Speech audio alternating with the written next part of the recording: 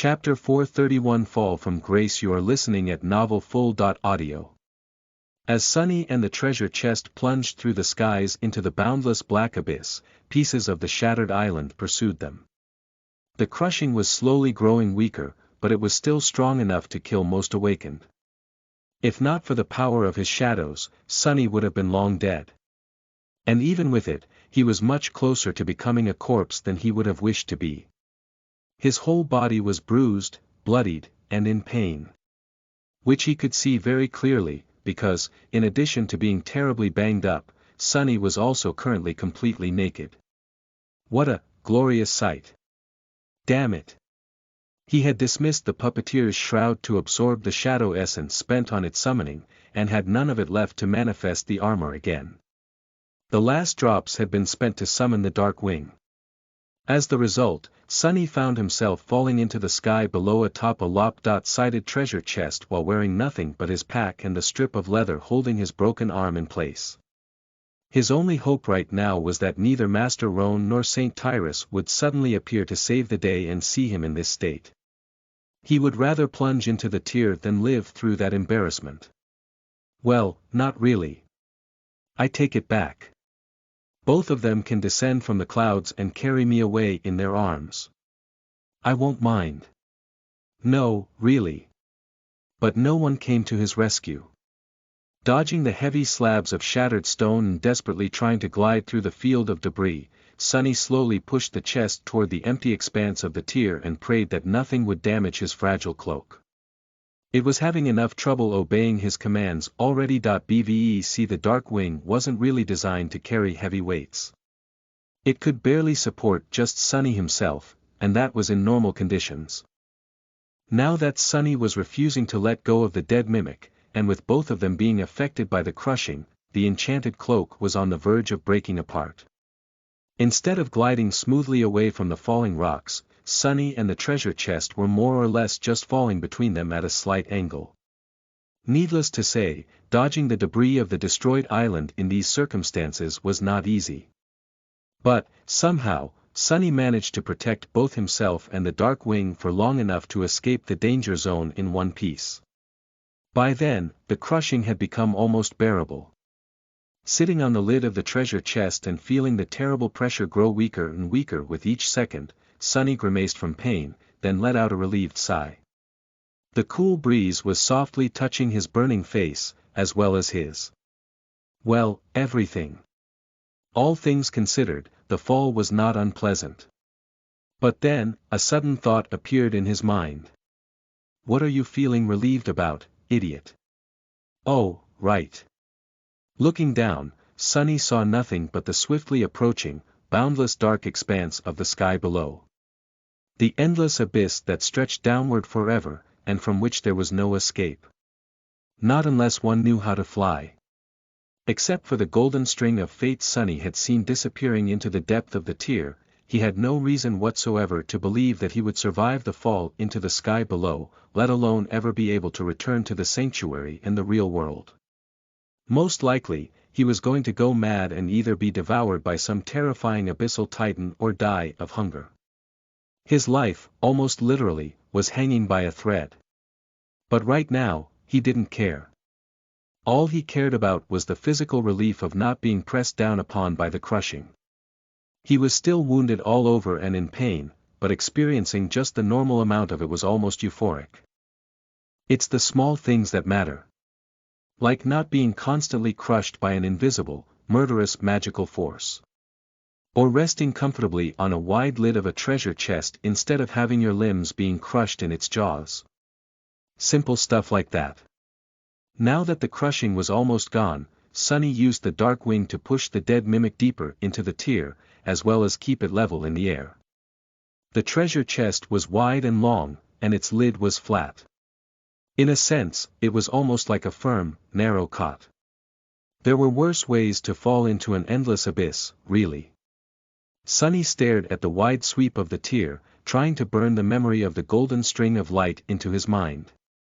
The tier was situated in the center of the chained isles, and was both vast and absolutely empty. Some people believed that the ivory tower had once stood in its middle, and was the first island to break free of its chains. Over thousands of years, islands that had bordered it were slowly destroyed one after another, causing the tier to grow. By now, it was a couple of 100 kilometers across, and from what Sunny could tell, the string of fate led to somewhere in its very center. The question was, how deep in there was the thing on the other end of the string? The longest someone had flown down into the sky below before turning back was a week. Was the mysterious object hidden in an even deeper part of the abyss? And what was that object? Sunny could not even guess. The only thing he knew was that his intuition had pushed him toward the twisted rock because of it. If so, it should have been something that would allow him to survive. Right. Of course, his fate might have been to just die there. Fate didn't really discriminate against any type of occurrence, including fatal ones. Regardless, Sunny was going to find out. It's not like he had a choice now. Feeling the air get colder, he shivered and watched the sky around him grow darker and darker. Soon, there was no light left in it at all. Sunny had fallen into the sky below. Chapter 432 First Day of Nothing. You are listening at NovelFull.audio. This is, sort of grim. Sunny was falling through a boundless, empty void of cold darkness. Far below, false stars were shimmering with pale white light. Their radiance, however, did very little to illuminate the sky below. Everywhere around him, there was just nothing. Sunny was still resting atop the treasure chest, holding onto it with his one healthy hand. He had no reference point to measure how far he had traveled, but suspected that the distance was swiftly leaving the realm of mundane sense and logic. He was not very educated, however, even he knew that a falling object would forever accelerate at a steady pace, theoretically. That meant that every second Sunny was falling, his speed was increasing exponentially. By now, it had to be simply insane. But he did not really feel that speed. All he felt were wisps of cold wind caressing his skin from time to time. If there was one good thing about the situation, it was that he had accumulated a bit of shadow essence and was able to summon the puppeteer's shroud again. So he wasn't naked anymore, at least. Problem was, he had no reliable way to measure time, as well. There were some clues he could try to use, like the rate of shadow essence regeneration or the state of his wounds, but they were not exactly reliable. In heroic stories, characters often found themselves in similar situations. Every time that happened, the hero somehow managed to measure the passage of time by the state of their facial hair. Sadly, despite being 18, Sunny could not grow even the most pitiful of beards. That was a real shame. That I guess I'm not hero material. That with a bitter sigh, he stared at the lid of the treasure chest and tried to assess his physical state. Things weren't good, but they also weren't very bad. He had sustained minor internal damage due to the crushing, as well as several rather ugly wounds in the battle against Mimic. The half-healed cuts left on his body by the mirror beast had also opened at some point, and were now hurting once again. The worst injury was, of course, his broken arm. His mental state was also somewhat in shambles after being ravaged by the visage of the strings of fate. Luckily, there seemed to be no long-lasting effects. Even the splitting headache was already growing fainter. Sunny also could not remember the exact details of what he had seen, as if his mind completely erased them from his memory to protect itself. The only thing that remained was the fragment of the memory that he had preserved on purpose, the image of the thread of golden light leading deep into the tear. Sunny stared at the black nothingness, waited for a while, then slowly exhaled. Great. Now what? There was no answer. After a while, Sunny had no idea how long, he got tired of waiting for something to happen and decided to act. Might as well. The first thing he did was summon the covetous coffer. Sunny expected that an identical chest would appear near the dead one, but instead, what he saw was a miniature version of it. A box made of dark wood, with strips of iron reinforcing it, appeared on the lid of the treasure chest. It was about the size of a jewelry box, but not at all elegant. In fact, the covetous coffer looked more mean than graceful, somehow. As Sonny stared at it, the lid of the box raised slightly, revealing rows of sharp iron teeth. He blinked. I guess that's all I can manage with my current soul core capacity. Shaking his head, Sonny looked at the coffer and said in an uncertain tone. Come here. Immediately, 8 short iron legs appeared from under the box, and it scurried over before plopping down near him. Sonny hesitated for a few moments, glanced at his fingers, then cautiously opened the lid of the box. Luckily, it didn't try to bite them off. Taking off his pack, Sonny transferred its contents into the box. Although it seemed rather small, the coffer swallowed all his supplies without any problem. Perfect. Sonny closed the box, patted it on the lid, and dismissed it. Then, he summoned the moonlight shard and methodically cut his now empty pack into strips of leather. Using his one healthy hand and his teeth, Sonny tied them into a semblance of a rope, then tied himself to the treasure chest, and finally calmed down. Now, his coins weren't going anywhere. Satisfied with his handiwork, Sonny rested for a bit. He was starting to feel tired, and sleepy. Falling through the endless abyss turned out to be way less exciting than he had thought. In fact, it was extremely boring. There were still a lot of things he had to do, though. With a grimace, Sonny cautiously shifted his weight and crawled to the end of the chest. There, he used the moonlight shard to widen a crack on the side of the dead mimic and separate 2 long planks of wood from it. Then, he made a roll out of the last strip of leather he had and bit down on it. This is going to suck. Without giving himself too much time to think about it, he removed his broken arm from its sling, and then proceeded to swiftly set the bones, just like he had been taught. A sharp, blinding pain pierced his mind. When Sonny regained his vision and the ability to think straight, he saw that his arm did not look like jelly anymore. It seemed more or less straight. That will have to do. Hissing and cursing, he used the 2 planks of wood and the strip of leather to create a sturdy splint, then carefully placed it back inside the sling. Now, his broken bones had a good chance of growing back together correctly. Hopefully. After that, Sonny summoned the endless spring in the covetous coffer, took some of his remaining food out of it, and had a strangely relaxed meal on top of the dead mimic's lid. By the time he was done, the sky below did not change at all. He was still falling into its depths, slowly moving the treasure chest toward the center of the tier with the help of the dark wing. He was also absolutely exhausted. Sonny somberly stared at the distant false stars. He stared at them until his eyes started to water and his thoughts became slow and muddy. Then, he stared at them some more. After a while, he thought, I can't take it anymore. By then, his reserves of shadow essence were full by a third. Judging that around 20.4 hours had passed after the destruction of the twisted rock, Sonny sighed, then dismissed the dark wing and allowed the chest to start falling straight down. He was going to have to keep falling into the sky below for 6 more days. At least. Probably longer. Sonny shook his head, knowing full well that these estimations had almost nothing to do with reality. Then, he did something that he had never thought he would ever do. He cautiously lay down on the long lid of the dead mimic, tightened the rope connecting them together, and closed his eyes. Soon, Sonny was dead asleep, plummeting into the darkness of the abyss without a care in the world. Chapter 433 More of the same nothing. You are listening at novelfull.audio. Sonny's bed trembled slightly, and he felt the wind blowing across the room. Still mostly asleep, he sighed and tried to pull the blanket higher. However, that damn thing was nowhere to be found. Where the hell is it? Reluctant to let go of sleep, he blindly searched for the blanket. Instead of finding it, though, Sonny suddenly felt his whole bed careen to the side.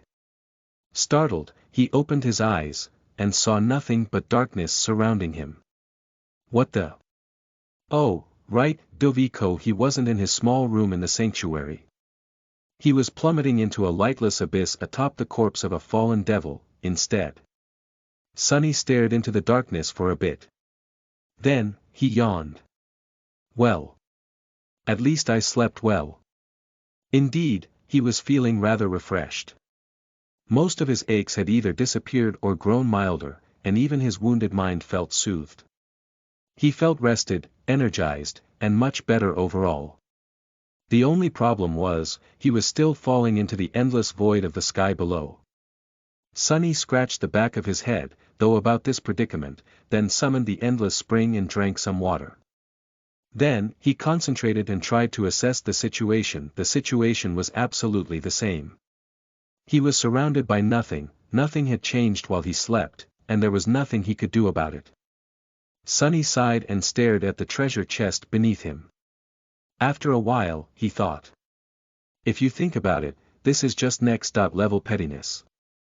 Not only did I kill this poor bastard, I even went so far as to take a nap on top of its dead body. Talk about insulting. Somewhere down below, false stars shimmered with white light. Judging by how much of his shadow essence had regenerated, Sunny judged that he slept for about 12 hours. A bit longer than usual, but he was really exhausted after everything that had transpired. These calculations of his, of course, were very rough. But if he assumed them to be correct, that would mean that he had left the sanctuary 6 days ago. He had no idea how long it was going to take to reach the thing on the end of the golden string of fate, but had to assume that it would take at least a week, much longer than that, most likely. Back in the real world, his body was safely hidden in the luxurious sleeping pod in the basement of his house. The pod would keep it alive for months, so Sunny was not too worried about his physical well-being, yet. Would anyone miss him? Probably not. Kai and Effie were used to his long ventures into the dream realm, and even if none of them had been as long as this one was going to be, they would just assume that he was too lazy to answer their messages and go about their business. They were famous heroes now, after all, with packed schedules and plenty of problems of their own. Teacher Julius didn't expect any reports from him, too. The lookouts in the sanctuary were not in the habit of keeping a detailed record of who went in and out of the citadel. The most anyone was going to think about him would be when Cassie arrived from the Night Temple, and he wasn't there to help St. Tyrus receive her. But she would just think that he was avoiding her, as he had done before. Sitting on the lid of the dead treasure chest in boundless darkness, Sunny realized that no one was really going to care that he was gone. So many things had changed, but even more remained just the same. Throwing a long look at the beautiful glass bottle in his hand, Sunny remained motionless for a while, then dismissed it and knocked on the lid of the dead mimic. Whatever. I have my coins, at least. Some time later, he was performing a strange aerial dance. Holding onto the rope connecting him to the dead mimic with his one functioning hand, Sunny summoned the dark wing, then cautiously climbed onto the side of the big chest and tried to balance it so that the heavy thing didn't flip. Because of the fact that both of them were plummeting down with incredible speed, his body felt pleasantly light. Sunny thought about it for a while, then frowned. How did that even make any sense? Yesterday, he had thought that the speed of his fall was going to increase exponentially, which meant that at some point his body was bound to be simply torn apart, probably. But now, he realized that his assumption was wrong. Since he could breathe in the sky below and felt the wind, or rather, the air moving past him as he fell through it, it meant that the speed of his fall had a limit dictated by the air resistance. He did not, however, feel that resistance too much. By all accounts, he should have been hearing the roaring of the wind and feeling it assault his body, instead of falling through the emptiness in something that resembled comfort. Common sense didn't seem to be working the sky below. Better not think about it too much. What was the point of trying to understand the laws of a place that simply denied all logic? He had far more practical things to do. Trusting the leather rope to hold his weight, Sunny let go of it and summoned the moonlight shard. Then, perched precariously on the side of the treasure chest, he inserted the narrow blade of the ghostly stiletto between its lip and the lid, and tried to pry it open. The task turned out to be far more difficult than Sunny had anticipated. Not only did he have to do everything with only one hand, he also had to balance the chest to prevent it from spinning in the empty void, as well as keep an eye on the rope, hoping nervously that it would not break. After some time and plenty of exasperated curses, however, he finally managed to pry the jaws of the dead devil open. Inside its maw, a pile of golden coins was waiting for him to claim them. A dark smile appeared on Sonny's face. Then, he let out a shaky, slightly unhinged laugh. Ah! It feels nice to be rich. Chapter 434 A Lot of Nothing. You are listening at NovelFull.audio. Summoning the covetous coffer, he commanded the toothy box to climb inside the bigger, toothier box and open its lid. Then, he started whistling a light-hearted melody while throwing the heavy coins inside. 1, 2, 3, 4, ah, what a day to be alive, 5, 6. One after another, the miraculous golden discs disappeared into the coffer. After a while, Sonny shifted his weight slightly, got more comfortable, and continued gathering his spoils. In the end, he had recovered almost 1,400 coins from inside the dead devil. Just as Sonny had expected, the entire top layer of the treasure pile had turned out to be real. That was an incredible, astonishing boon. Suddenly, everything that had happened seemed worth it. Almost. Glancing at the lightless void around him, Sonny sighed. Who knows if I will even be able to return to the sanctuary? Without the altar, these coins are just dead weight. Somewhat disheartened, he lingered for a few moments, then turned his gaze back to the open treasure chest. The top layer of the treasure pile that he had successfully plundered was indeed real, but beneath it, Sonny struggled to keep the contents of his stomach inside. Beneath the treasure, the limbs and organs of the mimic were tightly packed together, taking up most of the chest's volume. The whole thing was soaked in black blood and producing a sickening stench, not to mention looking like a butcher's nightmare. Disgusting, so disgusting. Thinking about how repulsive the sight in front of him was, Sonny used the moonlight shard to cut through the terrible sludge and fished out 4 large soul shards with a wide smile on his face. After cleaning them up a little, he placed the alluring crystals inside the covetous coffer and dismissed the memory with a feeling of great satisfaction. After that, Sonny stared inside the treasure chest with a dubious expression on his face. The thing was, he only had around 3 days' worth of provisions left, stored neatly inside the covetous coffer. If he rationed his food, it would probably last him for about a week. After that, Sonny scratched the back of his head, then shuddered and closed the lid of the chest with a loud thud. I'll think about it when the time comes. But, hopefully, it never does. With that, he climbed back onto the dead devil and rested for a while, looking into the darkness. As time slowly passed, Sonny grew more and more solemn. Finally, he came to a frightening realization. He had nothing else left to do. This is going to be a problem. An eternity later, or just a few hours, who knew, Sonny was sitting on top of the treasure chest and dying from boredom. He was still falling through the boundless dark abyss. Of course, what else would he be doing? There was nothing else to do. The cruel sight was in his hand, the silver blade shining with a bright radiance.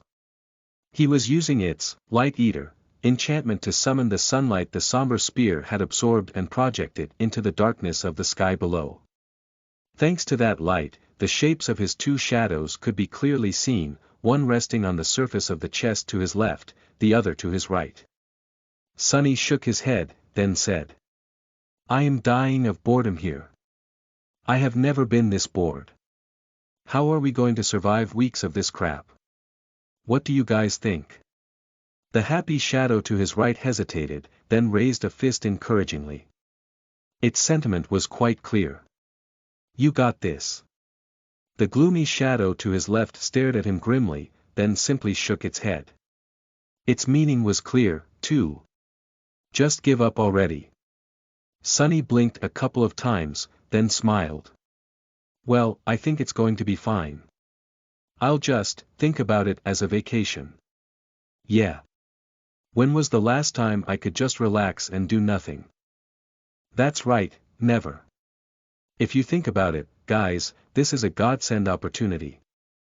An opportunity to rest and laze about as much as I want. He remained silent for a while, then added. I literally have no choice but to do nothing. Lucky me, right? The gloomy shadow glanced at him, then covered its face with a palm. Even the happy shadow hesitated for a bit before giving him a timid shrug. Sunny frowned. What do you mean, go crazy? I am not going to go crazy. I'm so done with being crazy. Been there, done that, as they say. There is zero possibility that I will go crazy. The shadows didn't answer, making him huff angrily. Whatever. Why am I even speaking to you two? It's not like you even have enough decency to pull your weight in the conversation. He scowled and dismissed the cruel sight, letting the darkness shroud everything once again. The shadows became invisible. After a while, Sunny said scornfully. And it's not like I don't have better alternatives to talk to, anyway. Where had he put the ordinary rock? By the time 3 days had passed, at least Sunny suspected that it had been 3 days, since that was how long his shadow essence usually took to fully recover without the aid of the soul serpent. He was, indeed, on the verge of losing his mind. It wasn't even the boredom that was the worst, it was the absolute lack of any external stimuli. Nothing ever changed in the sky below. Nothing ever happened. Nothing ever appeared, or disappeared, or was there at all. There was nothing but empty darkness, the distant shimmering stars, and him. And falling. At the start of it all, Sunny had been worried that he would encounter evil, colossal, inconceivably horrifying creatures in the abyss. That was what one would expect from an abyss, right? But there was none. By now, he almost hoped to encounter a stray titan or two. He had heard that people were prone to going insane in isolation, but never expected to be in such a situation himself. Sunny had spent the first day thinking about this and that, remembering his experiences and trying to learn something from them. He wondered about the mirror beast and the cruel sight. Why was the silver spear even called that? Then, he understood. It was called the cruel sight because its polished blade showed a person their own reflection. He wondered about the shipwreck, the coins, the mimic, and the person called Noctis. How were all of these things connected? After a while, he guessed that Noctis had been the captain of the ancient ship, the master of the mimic, and the person whose face was depicted on the miraculous coins. Noctis was also probably the one who had created the coins, in the first place. That's why they could only be used in his sanctuary. He wondered about what Kai, Effie, and Cassie were doing. He wondered about Nephis. On the second day, he summoned the runes and saw that she had become a devil. Sunny stared at the counter that showed, February 4000, with a deadpan expression, then sighed and dove into the soul sea. There, he had studied all of his memories and the shadows of all the creatures he had killed. That only took him a couple of hours or an eternity. On the third day, Sunny just lay on the lid of the dead mimic and stared into the void. His mind was starting to behave in strange ways. Although there was nothing around him, Sunny could sometimes see strange shapes and silhouettes in the darkness, as well as hear distant noises. He wanted to think that they were real, but knew that it was just the result of prolonged sensory starvation. Human minds were weird that way, they couldn't really withstand a lot of nothing. Suddenly, the story of a man who had to turn back after 7 days of descending into the sky below out of fear of going insane made much more sense to him. To make himself perceive at least something, Sunny summoned the silver bell and rang it in the darkness, listening to the melodious ringing as it disappeared into the abyss. And now, he was sitting on the treasure chest, looking at the distant stars, and speaking with the ordinary rock. So, how has your day been, Rock? The memory answered in his own voice. Same old nothing. Yours. Sunny remained silent for a while, then said. I am enjoying my vacation. The ordinary rock laughed. Sounds wonderful. How is your vacation going? He sighed. Splendidly. I've yet to hit the rock bottom. For a while, there was nothing but silence. Then, a new question came. Why is it so dark? Sunny smiled weakly. Why wouldn't it be dark? This is the sky below, after all. But then, he froze. What? The voice that asked the question had not come from the ordinary rock. That voice was not his own. Chapter 435 Listening to Nothing. You are listening at novelfull.audio. Sunny shuddered. The voice he heard was not his own. It sounded pleasant and calm, and seemed to have come from the darkness of the sky below itself. Have I finally lost it? His first thought was that he had gone crazy again and was now hearing things. His second thought was much less comforting. Damnation! Had he summoned some unholy titan from the depths of the sky below, after all? Sunny outstretched one hand, ready to manifest the cruel sight, but then hesitated. If the owner of the voice was not a figment of his imagination, but some harrowing being of the void, was it really wise to agitate it?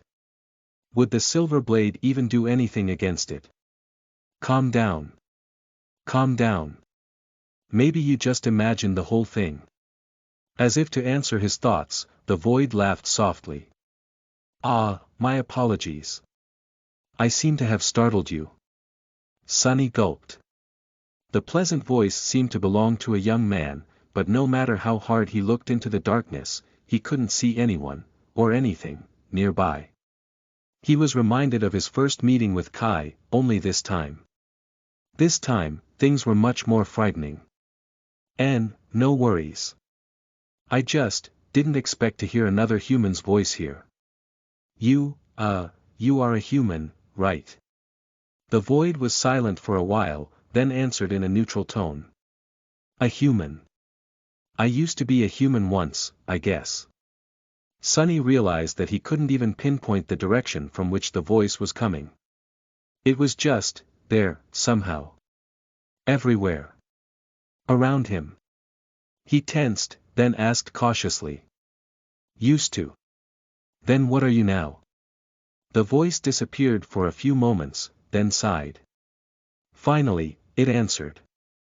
Lost. Sunny blinked. What the hell does he mean? Lost. As in lost in the sky below. The darkness let out a sad laugh.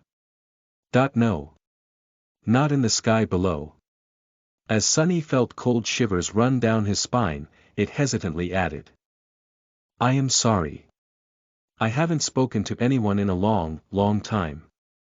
Instead of lost, it would be more proper to say that I am one of the lost.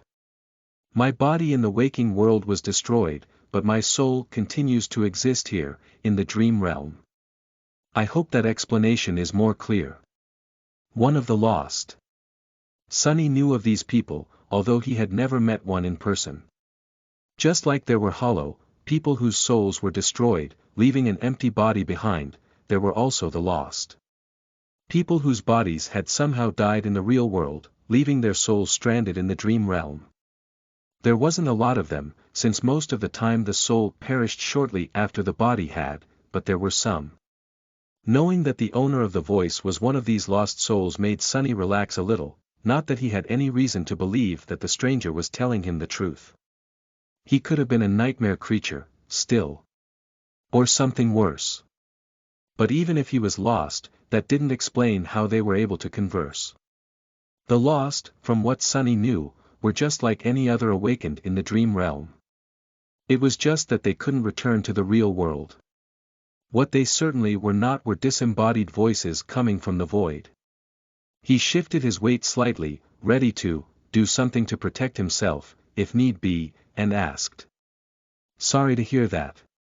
But how is it that I am able to hear your voice, but can't see you? The voice lingered for some time, that answered with a bit of amusement. That is a good question. Sunny waited patiently for him to expand on that answer, but that seemed to be it. A bit irritated, he said. Well. Aren't you going to explain? Instead, the voice suddenly asked. Why are you descending into the sky below? This is a very dangerous place. Sunny blinked a couple of times, then coughed. Well, you see. I am not so much descending into the sky below as I am falling into it. I got stuck on an island because of the crushing, and sadly, that island broke off its chain.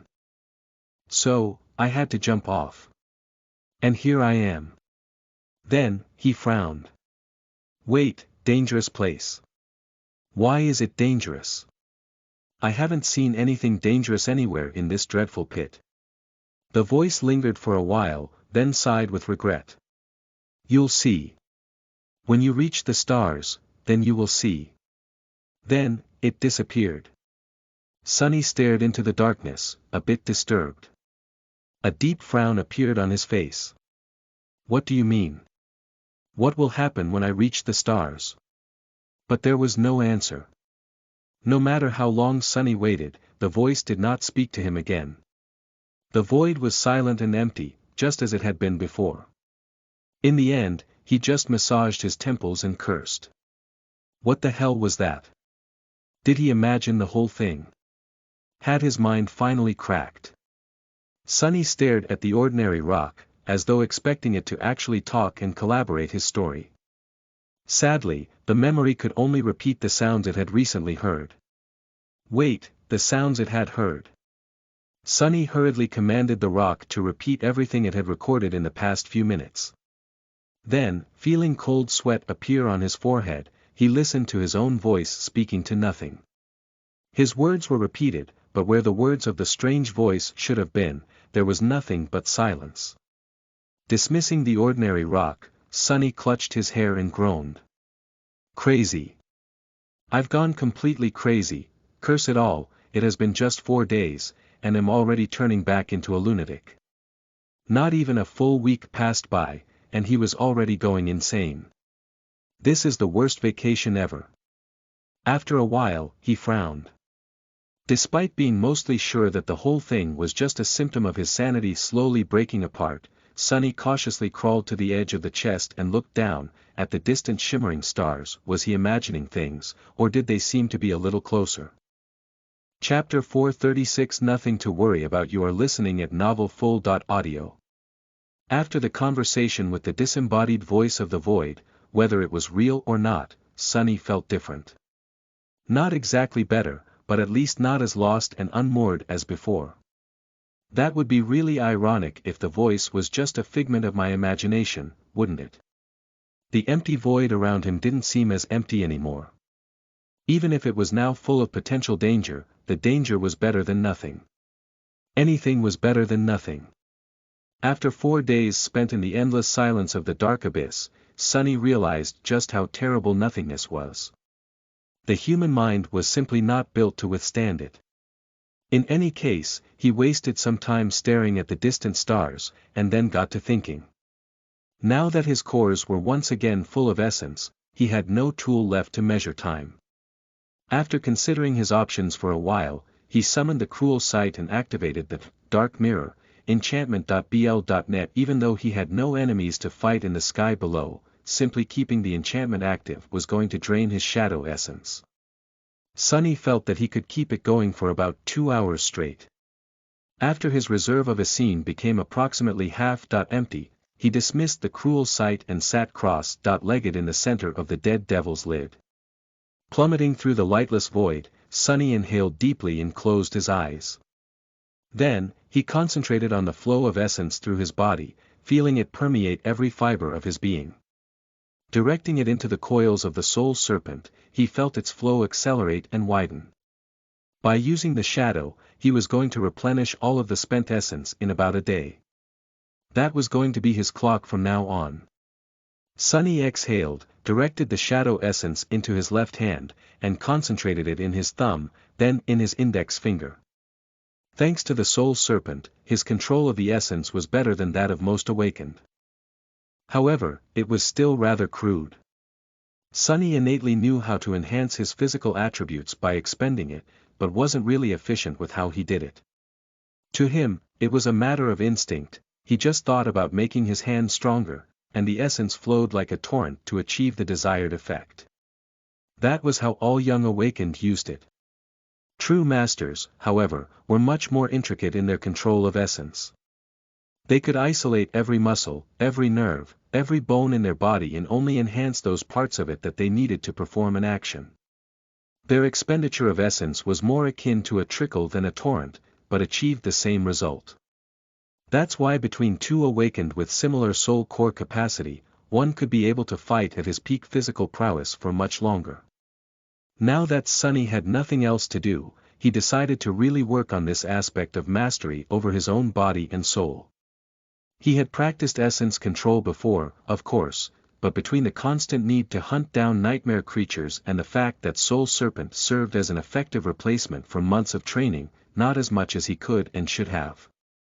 Directing the flow of essence into his right hand, Sunny sighed and thought. Vacation is over. 2 more days passed, or rather, 2 cycles of spending shadow essence with the help of the cruel sight and then waiting for it to regenerate, which Sunny had decided to count as days. He spent that time meditating as he controlled the flow of the essence through his body, sleeping, and feeling hungry. Now that Sunny was rationing his food, the feeling of hunger that he had forgotten ever since becoming infected by the nightmare spell returned. Even then, his supplies were on the verge of running out. He only had enough for 2 meager meals left. After that, Sunny was either going to have to starve, or consider opening the treasure chest again and gnawing on the dead devil's raw meat. Both possibilities seemed rather bleak. What he was more concerned about, however, were the shimmering fake stars of the sky below. Now, he was more or less sure that they were slowly growing larger. If not for the conversation with the voice of the void, he would have never noticed the subtle change. But after being alerted to their importance and spending a lot of time observing the stars, he had become convinced that the voice, whether it was one of the lost, a nightmare creature pretending to be human, or simply a manifestation of his damaged psyche, had been right. He was slowly drawing closer to the stars burning in the deepest reaches of the abyss. If only the voice had told him why, exactly, the stars were dangerous. Luckily, on the 7th day of his plummeting through the sky below, the voice returned. Sunny was grimly eating his second-to-last piece of food and staring into the darkness, feeling his mind teetering on the verge of madness, when the voice resounded from the void again. "What a curious creature you are." "Oh, thank God." Sunny choked on a piece of dried meat, took a sip of water from the endless spring to chase it down, and glanced at the empty expanse of the sky below with a dark expression. "Where the hell have you been?" The voice remained silent for a bit, then answered apologetically. "Talking like this is draining for me. I was recovering." Sunny frowned, trying to glean some information about the nature of the owner of the pleasant voice from this statement, but then gave up. He had too few clues to guess. "Well, if you are about to disappear for a few days again, at least tell me what's the deal with these stars first. Why are they so dangerous?" The void hesitated. "You don't know." Sunny blinked. "Of course, I don't know. Why would I ask if I knew?" When the void answered in a few moments, it sounded slightly surprised. "Well, those lights are not really stars.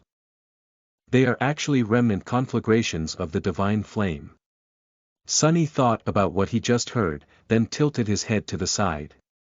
Divine flame. What?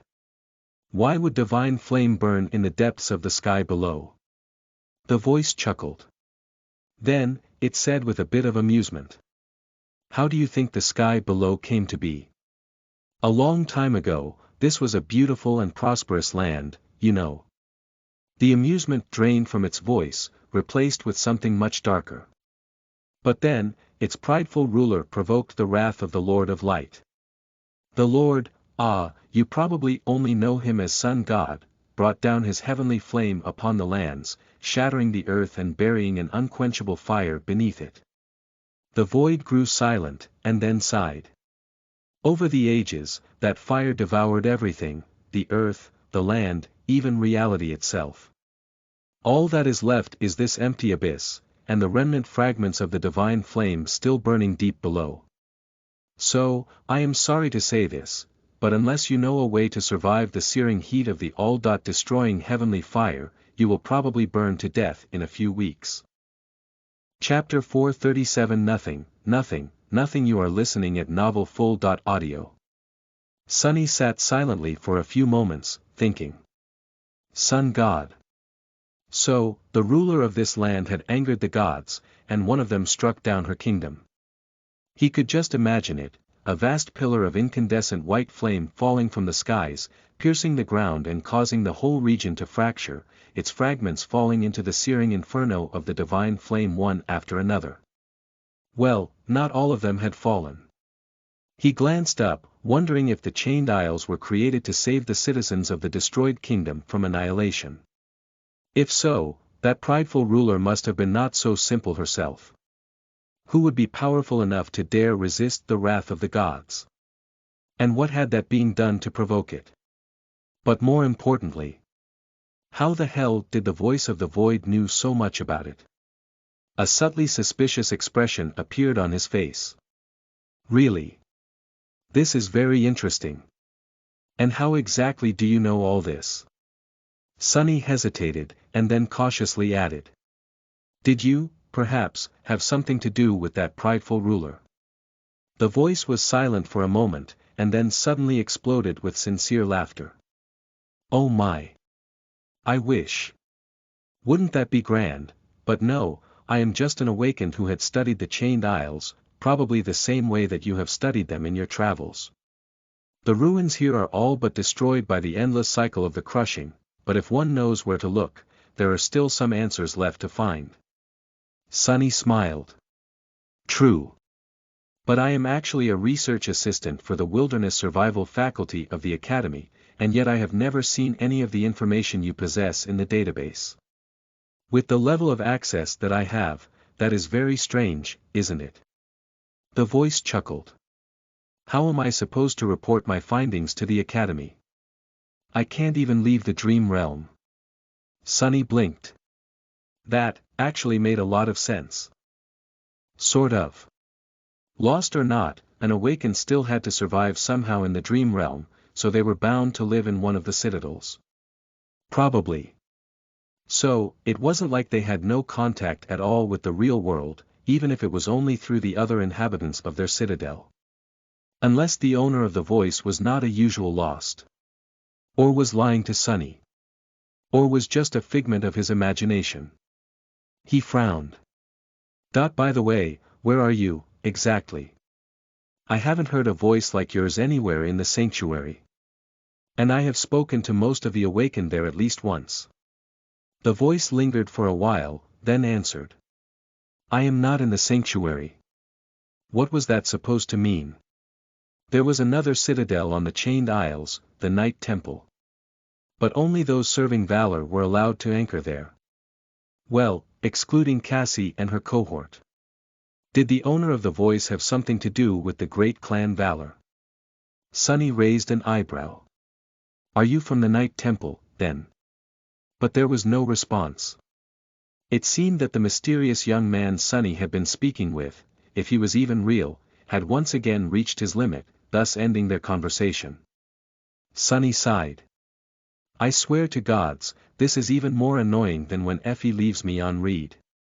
Who knew that a voice of the void could be more irritating than someone who had been almost literally raised by wild wolves? No manners. No decorum. Soon, Sunny regretted not asking the voice necessary questions. He would have to be more strategic with his words in the future. Survive heavenly fire, survive heavenly fire. Sunny glanced at the stars and felt that they had drawn even closer. How was he supposed to withstand the searing heat of the divine flame? Could that flame burn shadows? He didn't really have an answer, but felt that it would be at least damaging to him, even in his shadow form. And then, there was a more looming problem. The voice said that it would take Sunny a few weeks to reach the layer of the abyss containing the false stars, which meant that he was going to be very, very hungry by the time he did.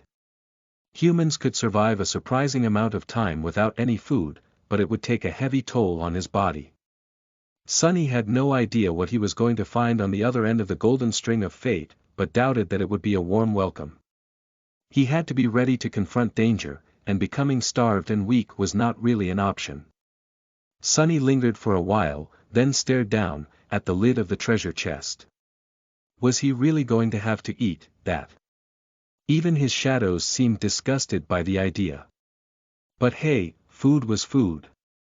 Right. With a sigh, Sonny summoned the covetous coffer, took out his last meal out, and looked at it with regret. Tonight, we feast. Tomorrow, we mourn. And barf. Probably. A few days later, the stars were visibly brighter than they had been before.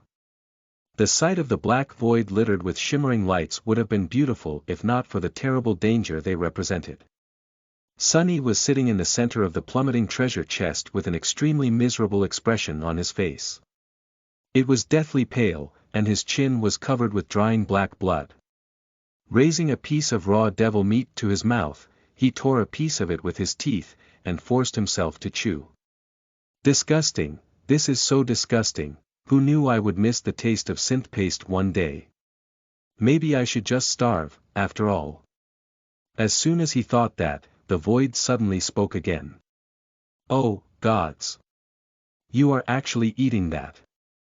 Sonny stared into the darkness with hatred, swallowed the piece of mimic meat, and said evenly. Sure. Want a bite? The voice hesitated for several seconds, then asked. You're eating it raw. Sonny gritted his teeth. Of course I am eating it raw, you fool. How else am I supposed to eat it? I don't exactly have a kitchen here. Then, with a furious determination, he tore another piece of meat and chewed on it. As it turned out, his face had not reached its maximum paleness before.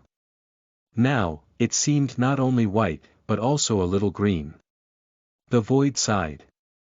Then, it asked curiously. Are you not afraid of poisoning yourself? Sonny snarled. That I have a strong stomach. He had, indeed, considered the possibility of catching a severe case of food poisoning from eating the corrupted meat of the vile devil. As an awakened, however, his digestive system was much stronger than that of mundane humans. And on top of that, there was blood weave. So, he judged that his chances of dying from eating the mimic were rather low. No matter how poetic it would have been. Choking to death on the flesh of a devil you killed would be, too. How funny. Sonny swallowed the disgusting meat and took a sip from the endless spring. A few moments later, the voice asked. Have you thought of a way to survive the divine flames? He stared at his broken arm, then shrugged. I considered a few. The voice seemed to be pleased to hear that. Good. I have thought about it, as well. Chapter 438 Prince of Nothing. You are listening at NovelFull.audio. Sonny stared into the void suspiciously. Yeah. And how come you are so concerned about my well-being? The voice remained silent for a bit, then answered wistfully. I haven't really spoken to anyone in a long, long time. It would be a shame to finally find someone to talk to, only for them to die soon. Don't you think? That guy is definitely not just a simple lost. What is his deal, really? Is he actually a human or only pretends to be one? Sonny thought for a bit, then said. I guess. And since we're on the topic, how is it exactly that we are able to talk? He expected the voice to change the subject or ignore the question, but to his surprise, it actually answered. I am not really sure. This has never happened to me before either. After a while, it added hesitantly. Have you perhaps found a piece of a broken mirror somewhere? Something clicked in Sonny's mind. Broken mirror. Mirror beast. Beastie. The ascended reflection. The shard of a mirror that the strange creature had left behind was still inside the covetous coffer, smeared with his blood. Crap. So the owner of the voice was the creator of the murderous reflection Sonny had encountered on the reckoning. That gave him as many questions as it had given him answers.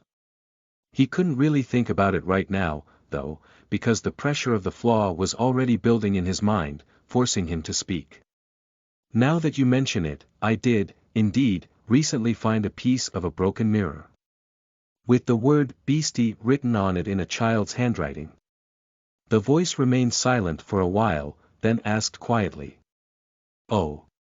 How exactly did you find it?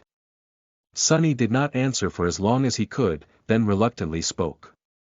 That mirror shard was left behind by a powerful creature I killed. I took it with me, thinking that it might turn out to be important. This time, the voice was quiet for an especially long amount of time. When it finally spoke, there was a hint of anguish in it. The owner of the voice tried very hard to suppress it, but his pain seemed to be too deep to not seep into his words even slightly. So it's dead. I see. Then, it fell silent once again. Sonny tensed. After a while, he asked carefully. You're not going to be angry with me for killing your pet, are you? A deep sigh resounded from the void. Angry, with you? Why would I be angry with you? You are not to blame for what happened to us. Sonny shivered, suspecting that whoever or whatever it was that had been responsible for the mirror beast becoming separated from its creator, and eventually dying by his hand, was extremely lucky that the owner of the voice had become one of the lost. Then, he asked cautiously. What exactly was it, though? I have never seen a creature like that. The voice seemed more in control of itself when it answered after a few long moments. A manifestation of my aspect ability. A kind of an echo, you can say. I created him when I was just a lonely kid. We were together for a long time, before we weren't anymore. Sonny tilted his head, then frowned slightly. What do you mean, a kid? A kid with an aspect ability. The voice laughed bitterly. That. I had my first nightmare when I was 12. It's rare, but does happen sometimes. Few children survive the trial, though. Sonny blinked. Being sent into the nightmare at 12, of course very few survive. He did know that, in extremely rare cases, the people infected by the spell were outside of the usual age range. The entire first generation of the awakened had been, for example. And there were cases of this anomaly to this day, even though it usually happened to someone older than the norm, not someone younger. And I thought that I was unlucky. He cleared his throat, then said awkwardly. Well. I am sorry for your loss. If it makes you feel any better, the creature tried to say something before it died. We never stopped searching. Something like that. The voice, however, didn't respond. It seemed that its owner had once again spent all of his soul essence, or whatever it was that allowed him to communicate with Sonny, and was now gone for another few days. Sonny sighed. Curse it. I didn't even have time to ask him how to survive the damned stars. More strategic with how he chose his words, damn it.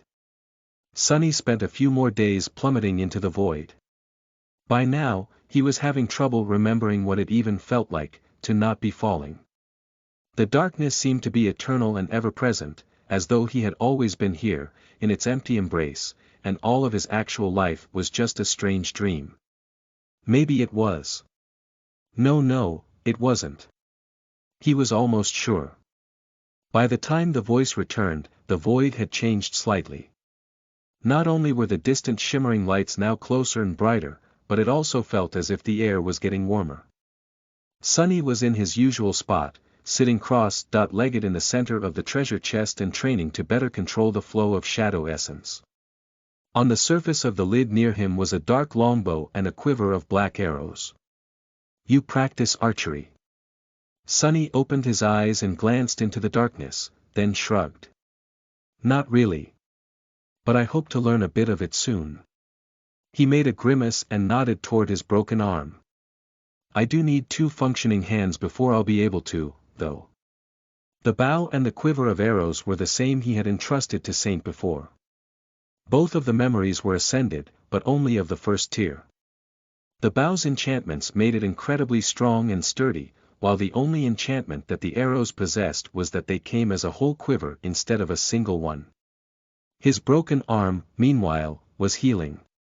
He could already move his fingers, but the process was far from over. He was halfway there, though. Sonny healed much faster than mundane humans, and even other awakened. He was sure that in another week or so, he would be able to take off the splint and draw the black bow. The voice lingered, then said. We had no time to discuss the divine flames last time. Sonny nodded. Indeed. Then, he remembered something and asked. Oh, by the way, what do I call you? Do you have a name? It's a bit awkward to keep thinking of you simply as the voice. The voice laughed. A name. I used to have a name, I guess. Sonny sighed. Yeah. Well, what is it? The void lingered for a while, then answered with amusement. Mordred. Or, rather. Prince Mordred, I guess. Sonny opened and closed his mouth a couple of times, then asked with suspicion in his voice. Prince. What are you the prince of? Mordred laughed.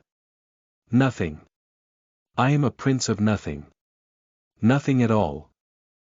Chapter 439 Do or Die. You are listening at novelfull.audio. Sonny stared into the darkness with an incredulous expression, then shrugged. Sure. Whatever. Nice to make your acquaintance. Your Highness. I am called Sunless, by the way. Sadly, no title. Silently, though, he thought. The young prince that the dream spawn had taken away. Oblivious to his suspicions, Mordred hesitated, then asked politely. Sunless. What an unusual name. Sonny grimaced. Yes. My mother had on second thought, forget that. Are you going to tell me about the divine flame or not? The Prince of Nothing was silent for a bit, then said. There is not much to tell. The heat of those flames is absolutely deadly. Unless you have some way to fly, you are in big trouble. Which, I assume, you don't, otherwise, you wouldn't be in this predicament, to begin with. Right. Well, you can't argue with sound logic, I guess. Sonny sighed. That I can control the direction of the fall, but yes, no true flight. He hesitated, then added reluctantly. For what it is worth, my aspect ability allows me to turn incorporeal, as well as teleport for short distances. He didn't really want to share the details of his powers with the mysterious prince, but currently, there was no other choice. Mordred obviously knew more about the sky below than Sonny, so his advice was vital. The lost prince thought for a few moments, then said. Turning incorporeal will help against being cooked by the heat, but it won't save you from the divine flame itself. However, not everything is lost. Even though you can't fly, you do have some mobility. With some luck, you might be able to dodge the conflagrations. Sonny glanced into the darkness with a resentful expression. That I already figured out myself. Tell me something that I don't know, genius. The void chuckled. Fine. But only because you asked nicely. Then, it disappeared. Sonny's face twitched. God damn it. He's gone again. But a second later, Mordred's voice suddenly resounded from the darkness. No, no. There is still time. I was just thinking. He was quiet for a few moments, then said hesitantly. There is actually a path through the divine flame. An empty rift in the tapestry of stars where none of it remains. If you find it, you might survive. Although it was hard to control his emotions these days, Sonny tried his hardest to suppress the misplaced anger and calm himself down. When he spoke, his voice sounded almost even. Why didn't you tell me sooner? How far am I from this rift, then? Mordred sighed. How would I know? It's not like I know where you are, exactly. More than that, I had never managed to find the rift myself. The sky below is vast and deadly, after all. So, he was exploring this abyss, too. Why? What's out there, beyond the fake stars? Sonny tilted his head, he asked cautiously. If you never found it, how do you know that it's there? The void remained silent for some time. After a while, when Mordred spoke again, his voice sounded distant and weak. The tear, it should be somewhere near the tear. I think. With that, Sonny felt that he was alone in the darkness again. This time, the mysterious prince was truly gone. He sat motionlessly for a while, staring into the endless nothingness of the sky below. Near the tear. The string of fate, too, had pointed toward the tear. To somewhere very near its center. If the rift in the annihilating field of the divine flames had anything to do with the golden thread, then Sonny had a much better chance of finding the path through the merciless stars than Mordred had ever had. He had already half found it, really. Looking down, Sonny sighed and closed his eyes again, returning to the endless routine of circulating the shadow essence through his body. Day passed after day. The closer Sonny drew to the obliterating stars, the calmer he became. Now that mortal danger was getting near, his mind had no time and reason to slowly destroy itself.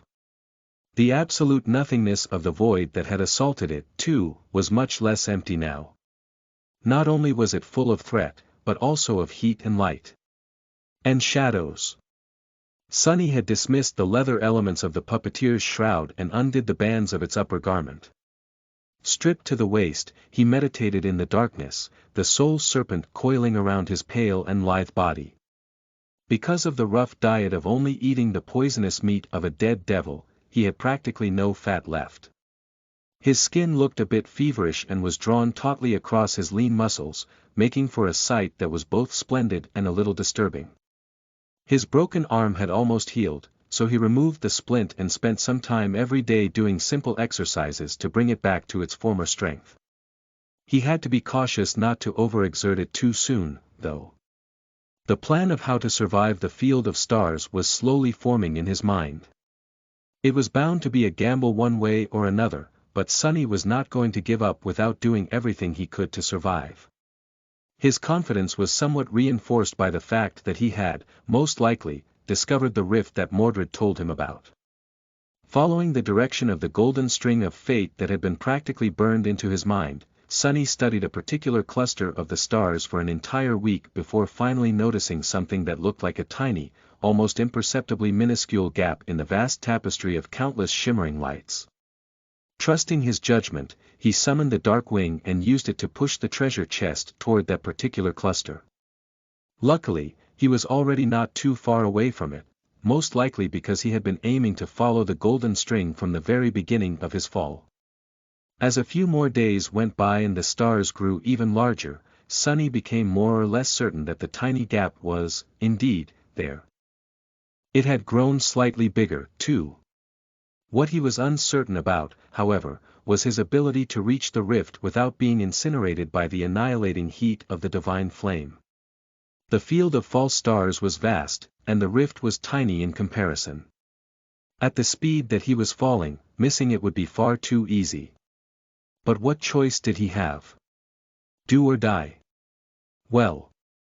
When had it ever been any different? Chapter 440 Merciless Stars. You are listening at NovelFull.audio. After more than 3 weeks of falling into the sky below, at least Sonny thought that it had been that long, he sighed and stood up, balancing on the dangerously swaying treasure chest. His hair was wet with sweat, and his skin glistened in the piercing white light of approaching stars. By now, they did not resemble white dots in the boundless darkness of the abyss. Instead, each was the size of a fist, surrounded by a furious, blinding halo. The heat permeating the void was suffocating. Sonny stared down, at the ocean of white flames beneath him. If this was what remained of the inferno of heavenly fire after thousands of years of burning in an empty void, he shuddered to imagine what it must have looked like right after the hammer of divine punishment had fallen on the ancient land. His gaze was locked on a small empty space between several radiant stars. The rift. This was his goal. As Sunny stared darkly at the tiny patch of emptiness amid the vast field of flame, the void suddenly spoke. Have you, huh? Is that what a large tattoo you have? Sunny glanced at the darkness, then shrugged. What about it? Mordred lingered for a few moments, as though not sure what to say, then asked with amusement. Sunless, are you sure that you are a research assistant? Sunny grinned. Of course I am. Do you know how many contribution points they give me every month?